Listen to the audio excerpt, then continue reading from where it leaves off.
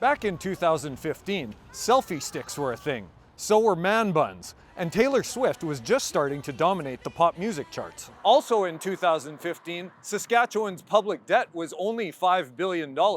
Fast forward to today, and man buns and selfie sticks are out. Taylor Swift is bigger than ever, but so is Saskatchewan's debt.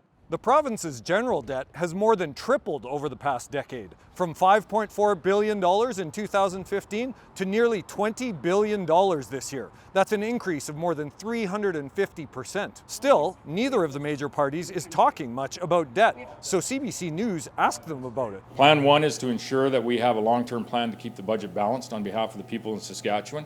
We want to ensure we're continuing to grow the economy and invest in hospitals and schools and the people that are offering those services. But we always need to be focused on ensuring that that debt is manageable over time, and when we can, decreasing it. We need to get the economy firing on all cylinders. Again, this government is presiding over a record of economic loss in 7 key sectors of the economy.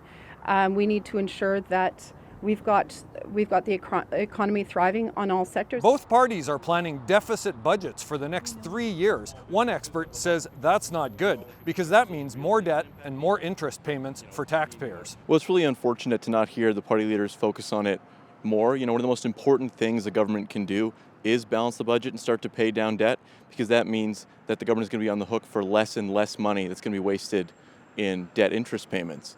Every single dollar the government adds in debt has to be paid back plus interest, and that's costing Saskatchewan taxpayers a lot of money this year. Hobrick says the average family of 4 is paying more than $2,000 a year of taxes just to make the province's interest payments. He says that money could have hired 7,000 nurses or police officers. Another political watcher says most of the provincial debt has been accumulated by the Saskatchewan Party and the Progressive Conservative governments of the 80s. Tom McIntosh says he's surprised the NDP isn't trying to make more of an issue of this. I'm maybe not surprised that the Sask party doesn't want to talk about it because, the overall provincial debt has increased significantly in the last 17 years, and not all of that can be blamed on the pandemic. McIntosh and Hobrick say that no matter who forms the next government, they cannot continue to pile up debt like they have for the past 10 years. And to quote Taylor Swift, they can't just shake it off, or their balance sheet will have a big blank space. And that will create bad blood with taxpayers.